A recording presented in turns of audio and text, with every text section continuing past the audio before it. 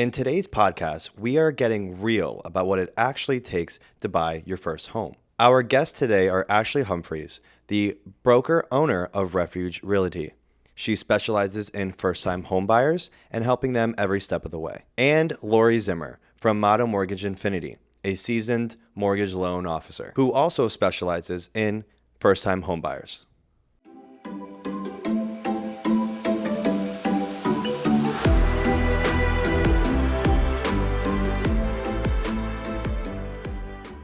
Ashley, why don't you introduce yourself?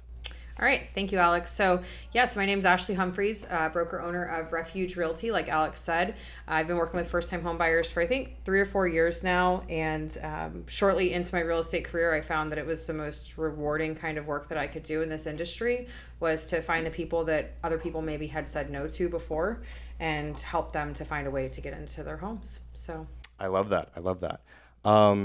So I want to jump into our first question for you. Where should a first-time home buyer really start?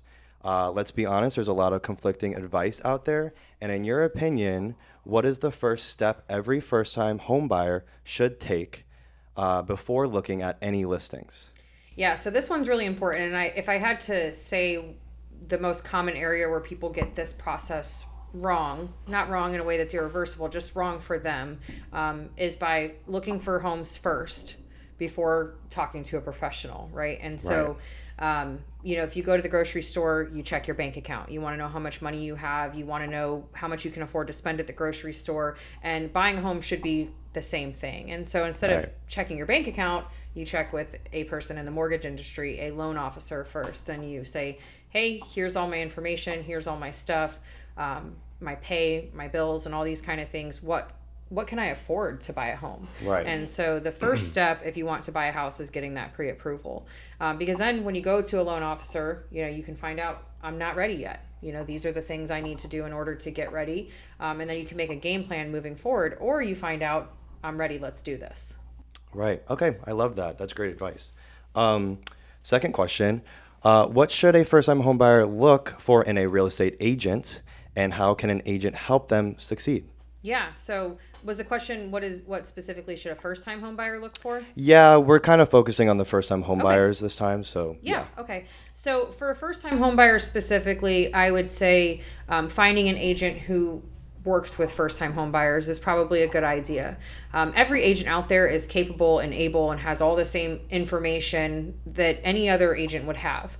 But an agent who specifically tries to work with first-time home buyers has resources at their hands. They have tricks, all those kind of things to make it a little bit smoother. And let's be real, a big portion of the first-time home buying process is kind of like therapy, and counseling, right? We all know that.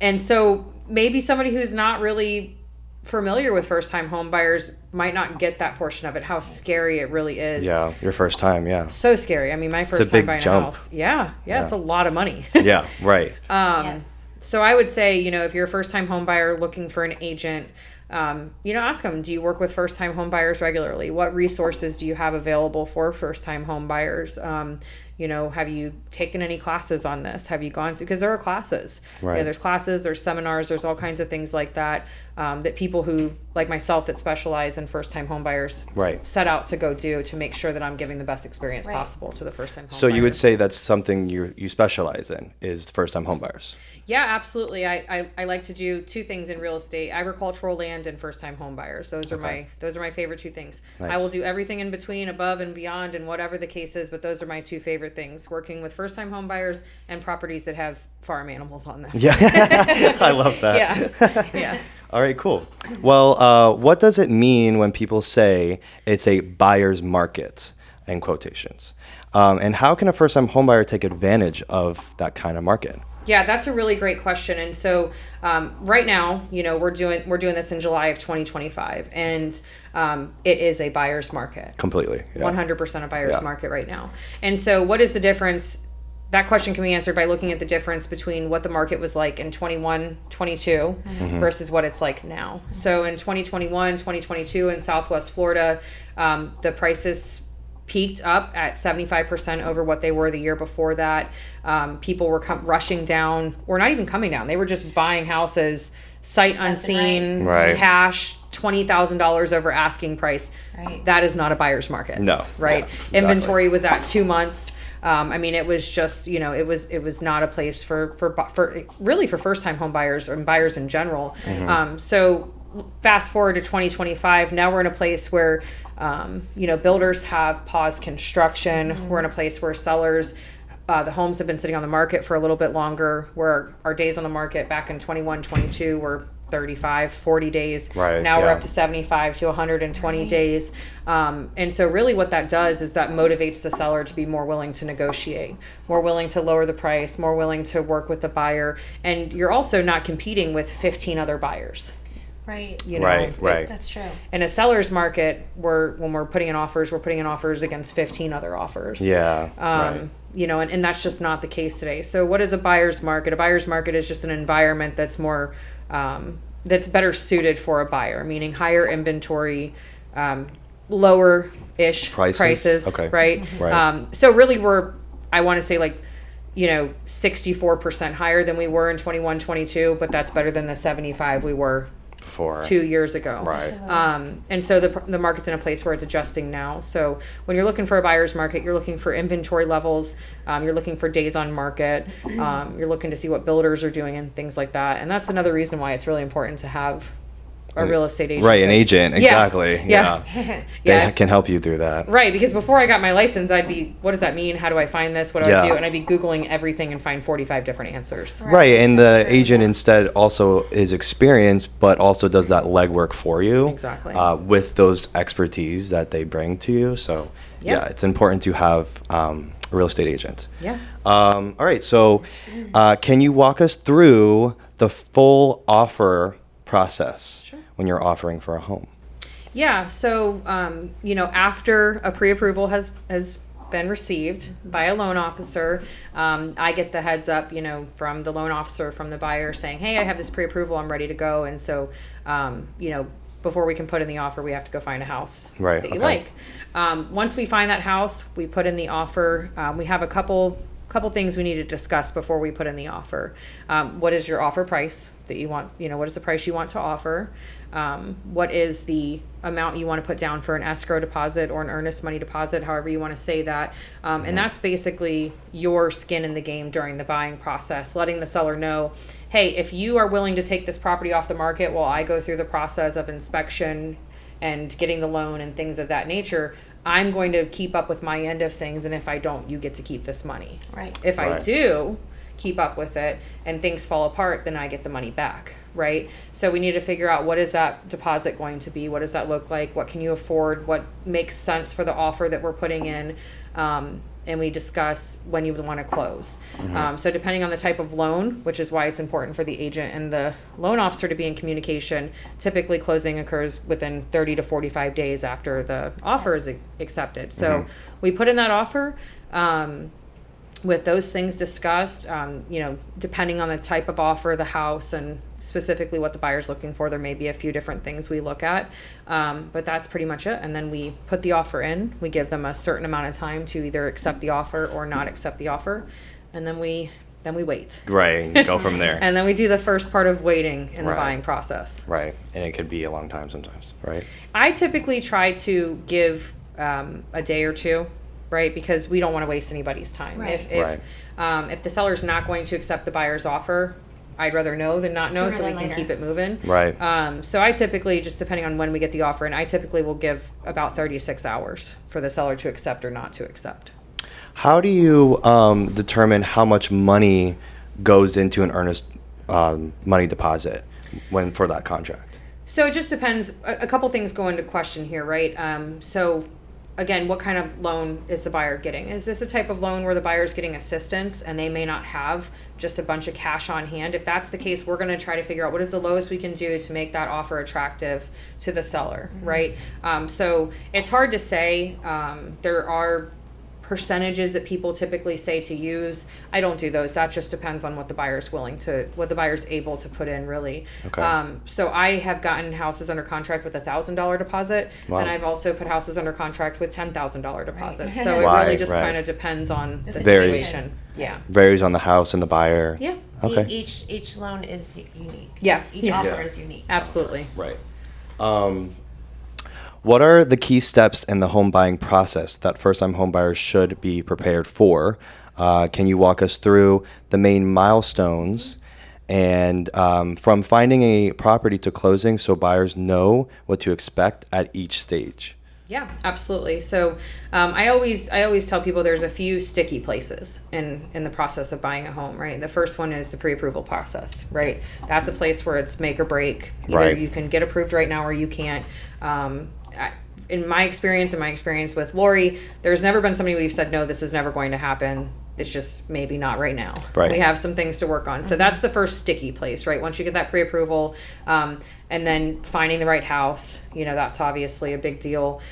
Getting the offer accepted, that's another one of the sticky places. You put in that offer and you wait. And then from there, the sticky places are the inspection, right? And so, Yes. yeah, in Florida, we have what's called an as-is with the right to inspect contract, meaning that I'm buying this house as is, just like you would buy a car as is. The only difference is that unlike buying a car, I have 7 to 10 days, potentially maybe more, maybe less, just typical 7 to 10 days, to have an inspector come in, look over the property from top to bottom, check the main big systems of the house, the HVAC, the electrical, the plumbing, the roof, those sorts of things. Look all that stuff over and tell me these are the potential problems. These are the things I see that need to be fixed. And so in that as is with the right to inspect, my options become, if there's things in the inspection that I don't like, to negotiate with the seller to fix the issues, potentially credit me at closing for the issues if they don't want to fix it, but I'm, wanting to move forward but need some help fixing those things. Right. Or it also gives you the right to walk away from the deal and get your earnest money deposit back. Right. Okay. Yeah. That's another reason why it's so important to have an agent, because that's what you can do for them. Yeah. And you also have experience with negotiating that too. Yeah. Yeah. This might be kind of more of a mortgage question, but I was wanting to hear your perspective on where do you see the most problems in when a borrower comes or a client comes and they need to get pre-approved. Where do you see the biggest hurdle for them, I guess I could say?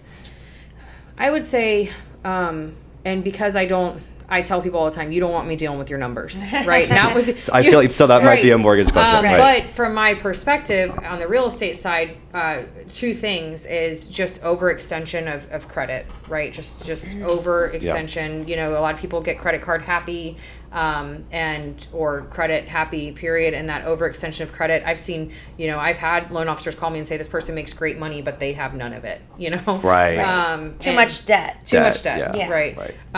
Another big issue I see right now, and this is where, interest rates come into play and whatnot, is just not enough income. Is really, kind of the biggest. And there's only, from what I can see, there's only so much that, a loan officer can help you with as far as that goes. Right. There's only so far that you can make your money go. And so, Right. That's why we're sitting, watching, waiting for rates to come down. Right. I think I read something that said if the interest rates drop 1%, that would bring 6.6 million buyers back into the market. And so I don't know if that's accurate or not. Honestly, I believe it though, Yeah. because the way that the rates are now, maybe that's something also, the same question goes to you. What would you say that the biggest hurdle for a borrower is? I agree with the liabilities. That's a huge portion of it. So when I have that discussion in the beginning, I always ask.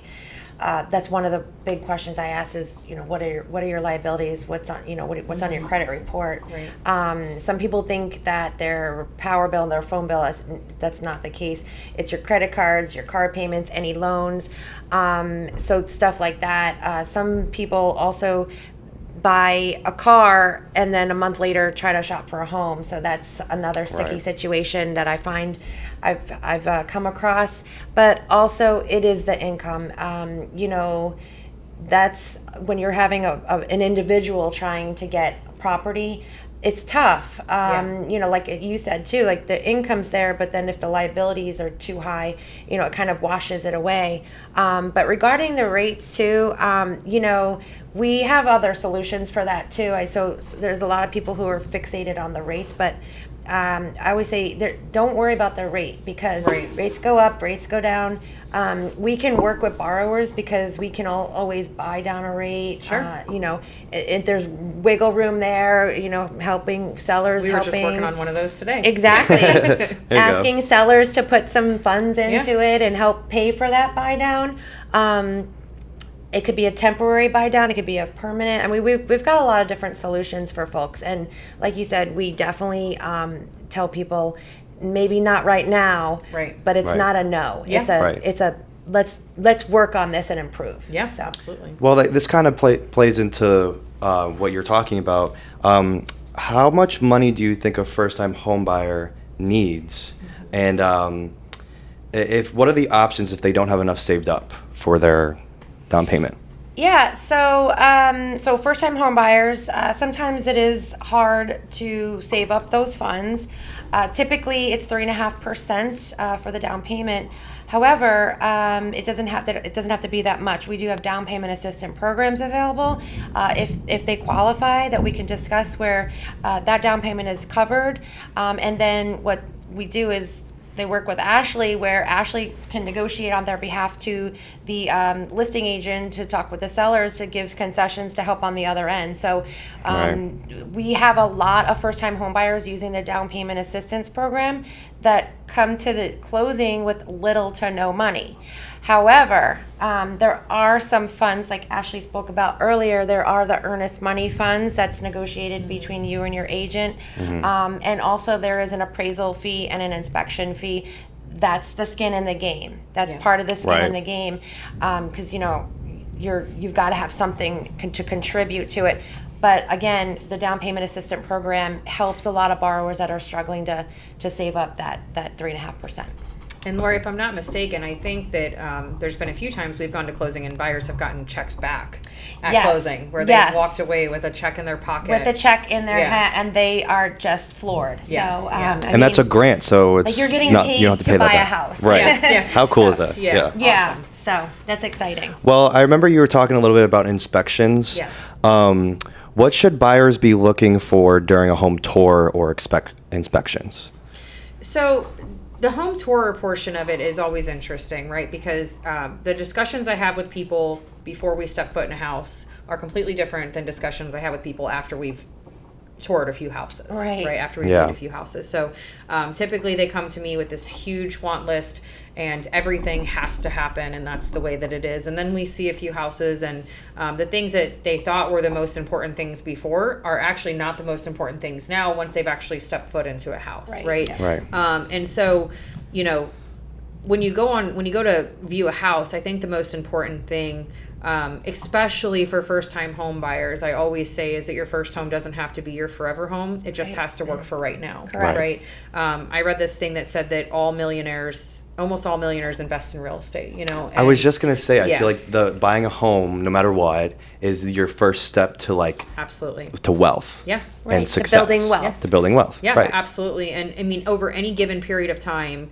you know, long enough, over 30 years, you know, over the last 30 years, we've seen real estate appreciate 255%, right? Insane. Through the 2008 crash, through the 2021 boom, through the 2025 come down. I mean, it's still appreciated 255%, right, on average around the country. And so your first home doesn't have to be your forever home. It just has to work for right now. Right. For some first-time home buyers who have young kids under 5, a bathtub is a necessity. Correct. Right, Yes. right. Certain That's very things. important. Yes. Non-negotiables. For some people, you know, a place where they can have their dog is the most important thing. And so that's all part of that process that we walk through together as well. As far as inspections, I mean, depending on the inspection company and how they organize their reports, a lot of them will actually give you color-coded reports. And so there'll be some that are red. There'll be some that are orange. There's some that are green, or some of them will call Is red like the worst? Red is so red is something that could potentially be a major issue. It's not like red flag, don't buy this house. Right. It's just like, hey, this is something that needs your attention, like now. Right. Right. Orange is like, okay, this might be a problem, but it could maybe wait for later, probably contact a professional in that specific area. Okay. Yellow's like, this light didn't turn on, but it might be a light bulb.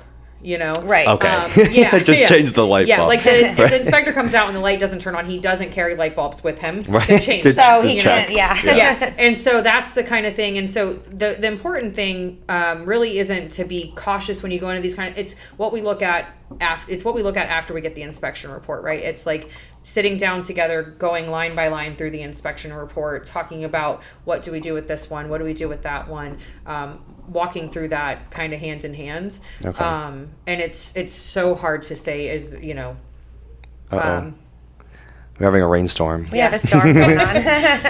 it's so hard. Oh, it's pretty bad right now. Yeah. Oh. It's really Sorry.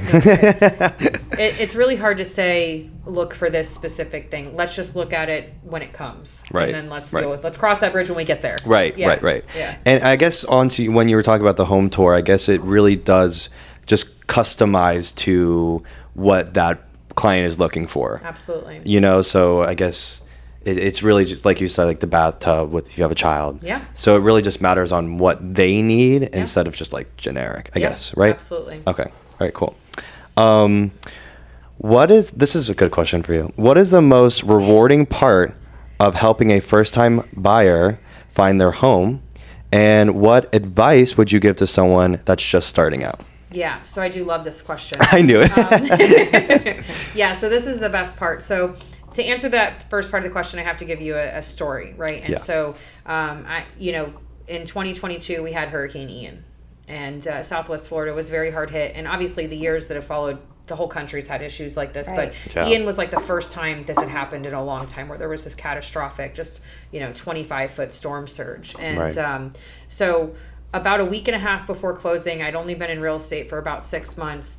Not before closing, I'm sorry. About a week and a half before Ian, I was working on my first deal for a house. And I'd found this couple on Facebook. They had posted, hey, looking for an agent that's willing to help. My pre-approval's for this much, and people keep laughing at me. And I, being green as could be in the real estate industry, was like, I can help. Yeah. I love that. Yeah, and even my team lead was like, don't do that. That's a bad idea. You're just going to drive around for hours and whatnot. And so I was like, I'm just going to try. And so we did. We looked at, I think, 15-ish houses, and some of them were like, okay, nobody can live here. And then we walked into right. No, yeah, it literally happened that way. Yeah. And so then we walked into one, and both their faces lit up. Right. Oh, wow. And I was like, okay, this is the right one. And the house that they were living in at the time was the roof was leaking real bad into their living room. They had dogs and they were getting sick. There was mold everywhere. And so I really pushed for an early closing. And so we were supposed to close like September 1st or something like that. I'm sorry, we were supposed to close like September 10th, and I pushed for an August 31st, I think it was, closing. Wow. And so then the next week, Hurricane Ian comes through. We got the closing done in time. And when we get phone service back and everything, the first text I see is from this buyer who says, you're never going to believe this. The house that we were living in before was completely demolished in the hurricane. If you hadn't gotten us into this house, if you hadn't pushed us for an early closing, we would have lost everything. Wow. Oh my God. Yeah. And so that was just That one of is those. wild. That just gives me chills. Yeah, no, for real. And I was in a place where I really wasn't sure why I was doing what I was doing. And you were told like don't, and you still did. Yeah. That's insane. Yeah, I mean and since then, right? They decided that Southwest Florida wasn't for them. They don't like hurricanes so much anymore, and so I don't blame them. I just recently sold that house for them. They moved to Virginia, live in their dream home now. There are you so go. happy. We stay in contact, and so I mean, the most rewarding part is just being able to be a part of that process. I mean, a person's home is the start of their story. Right. And so to be able to be a part of that process to help people to find, that's why Refuge Realty is what Refuge Realty is. I was just going to say, the name is from that. Yeah. Yeah, the Bible talks about, refuge being a safe place and a hiding place in a time of trouble.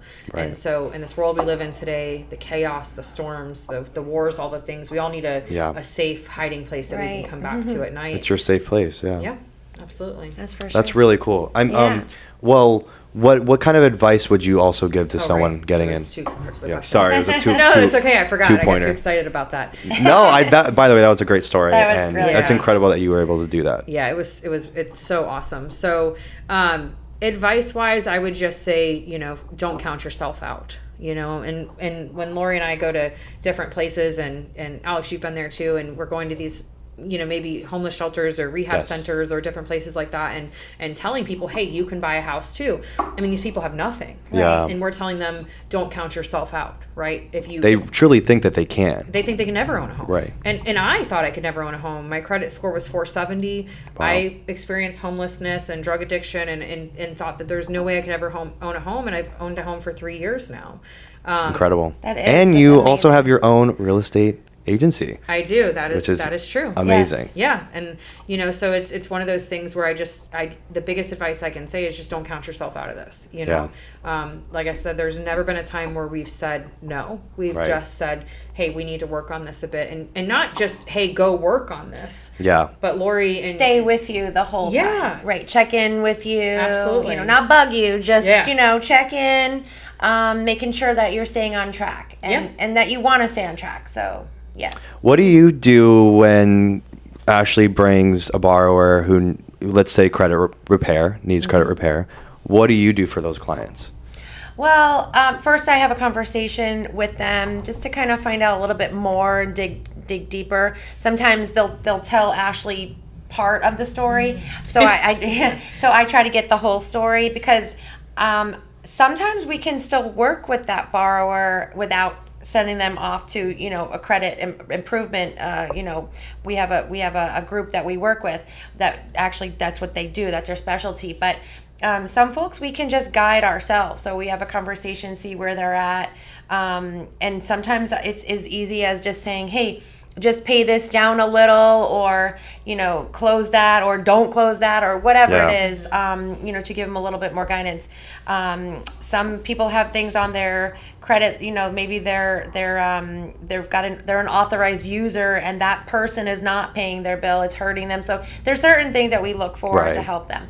Other than that, if it's really something that is beyond my control, we do partner, like I said, with a credit company that we refer out. So basically, we'll put them in with that group. They fix them up, send them back to me. I get them pre-qualified, send them back to Ashley, and she helps them find their home. And that's kind of how we work. Kind of like I don't know, it's a whole system. Yeah, it's a system. Yeah, we have a bunch of folks in the program right now, even that are working on building up their improving their credit, and that then they start coming back. So then Ashley and I work on it there, and we update each other if we hear anything new. So. And that's what I was going to say is, just amongst Lori and I, she emails me an update every single Tuesday. And so I'm looking over this update every time and I'm seeing when she's spoken with them the last, and I'm updating my end of things when I've spoken with them last. And so we're really kind of, we had a woman call us the other day who was like, hey, I know that I'm really close to buying a house, but my car's getting ready to break down, and we together kind of walked her through that, and so we're waiting to see what the other side of that is. And we are with them every step of the way. Right. Yes. Even when something like that happens, Yeah, and that's why I say it's counseling too. Right. And I don't mind that, but it is. I don't part of mind the it process. either. I kind of, coming from customer service background too, that's kind of something just comes natural to me. Yeah. So I really want, like you, to help them. Yeah. Probably more than I should. But, I do want to know things about them. I do want to make sure that they're staying on track. We always send, in the beginning when I speak to a new borrower, I send the 10 Commandments list of what not to do too. Even if they're ready, not ready, after I speak with them, they need to get this list because it helps them avoid common mistakes. And those aren't Moses' 10 Commandments. They're not Those are- Moses'. Those are the 10 Commandments of Homebuying. home buying, right? Yeah. Correct. Right. Just to be clear, just in case anybody got upset by Yeah, that. No. They're No. home buying 10 Commandments. Yeah. I would actually want to ask you, can you tell us a little bit about yourself and what you do, and then also your background and experience in finance? And Yes. Laurie Zimmer. So I'm a loan officer with Model Mortgage Infinity. I've been helping people create wealth through homeownership for about 4.5 years now. Before that, I worked with different firms, both in Naples and New York, investments. But I love doing mortgages. I love working with people on this level because even like Ashley said, it's so exciting when you can get that even just the pre-approval part, but once they get to close, it's like their dream come true. Right, yeah. Like that's why first-time home buyers are very, very special. That's my expertise as well. It's one of my favorite things. Now, again, I love working with everyone. We do all different types of loans, Right. VA, it doesn't matter, whatever it is. But the first-time home buyer, they are a lot of work, but that's just very, it's just fulfilling there. It's just Rewarding. It's rewarding. Yeah. It makes, there's nothing like it. No. Yeah, Right. there's You nothing can't like compare it. that. Right. And I remember when I got my first home too, when I bought my first home, it was just like a dream come true. So, Yeah. and it's a stepping stone. And I didn't have anyone that held my hand. Yeah. And there wasn't a down payment assistant program available when I did it No. either. No. So, you were saving and the whole thing. But anyway, that's basically me in a nutshell. Yeah. What was your other question? I'm sorry. What does a mortgage loan officer do? Yes. What would you say that you guys do? So basically, I help you through the home buying journey. Help you get pre-approved to see how much home is in your budget, to see what you're able to afford. We talk about your goals, what's important to you. So basically, I want to cover all bases to make sure that you're comfortable, and that also walk you through the whole process. Like Ashley said too, walking you through the process so that it's overwhelming. So you take it slow, step by step, help with the home buyer guide. And that's really what my job is, to hold your hand, but to make sure that what we're getting into here, what you're buying, is within your budget and that you're comfortable with. Okay. And one thing that I think, if I can just speak on it for a second, that Laurie does very well is a lot of the back end stuff is done in the beginning, right? Yes. And so one thing I don't like doing is going out and showing somebody a home that we find out later they can't afford. Right. Yeah, that And sucks. I've done that so many times, and they'll think this is the one and all that kind of stuff. And then if the hard work wasn't done in the front and they can't afford that house, then we have to tell them it's for nothing, really. Yeah. And that's the thing is, so I do get the documents up front to verify everything that's factual. Yeah. Because like Ashley said, when I give you a pre-approval, it's pretty solid. And I say pretty only because I can't control HOAs and condos and certain insurance, but it's solid, saying this is your ballpark here. So I get the job that no one likes up front, but then it's done. Once you get me all those documents, now you go have fun with Ashley. Yeah. And go tour. Yeah. and look for bathtubs. Yeah, exactly. That's funny.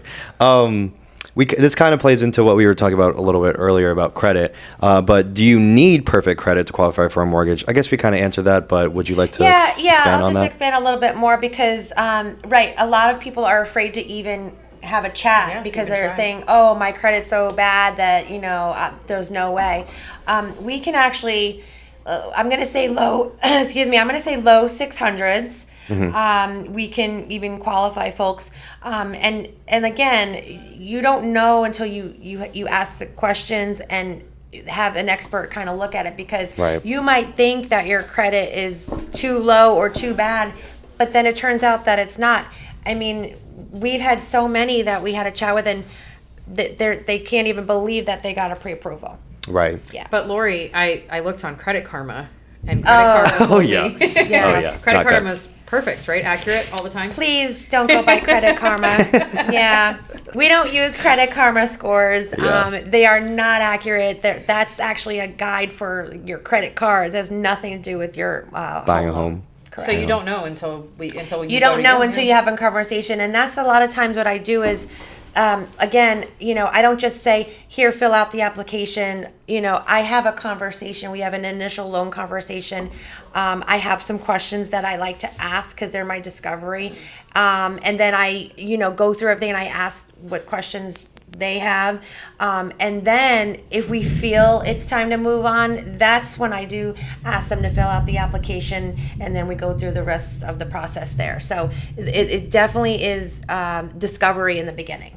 Absolutely. Right. Well, so like before that whole pre-approval process, what would you say borrowers what documents should they gather beforehand so that they can get more prepared? Yeah, absolutely. So it's pretty easy. I mean, most people have these handy, but you never know. Yeah. It's always 1 full month of current pay stubs, 2 months of the most recent bank statements, Okay. your past prior 2 years of W-2. So right now it would be 2023 and 2024 W-2s and tax returns. So past 2 years, and then driver's license and social security card. So that's what we start. That's what I start with Right. to Okay. to start the pre-qualification. And you said 2 years of W-2, right? Correct. 2 years of tax return W-2s, 2 months bank statements, and 1 full month of pay stubs. Okay, cool. How long does it usually take to close on a home after getting your mortgage approved? Yeah, so Ashley mentioned a little bit about that before. So she said 30 to 45 days, and that's exactly it. However, the 30 days is typical from the time the offer is accepted. The 45 days is when we use the down payment assistance Right. program. That is a little bit more paperwork on our side, not on the borrower's side. So it's a little bit more of a process where we need a little more time. So the agents I work with, if we're using down payment assistance, I make sure to confirm and remind them, which Ashley already knows all the time, but to just say 45 days, please give us 45 days for this borrower because of the down payment assistance. So And that's why I usually do also. Does that mean that it's always going to take 45 days? No, we've No. closed sooner. So I always add in the contracts on or before Correct. 45 days so that we've got that. Nobody has to agree really later. We've already yeah, added that into the contract. In fact, even the loans with that we have, there's a 30-day closing.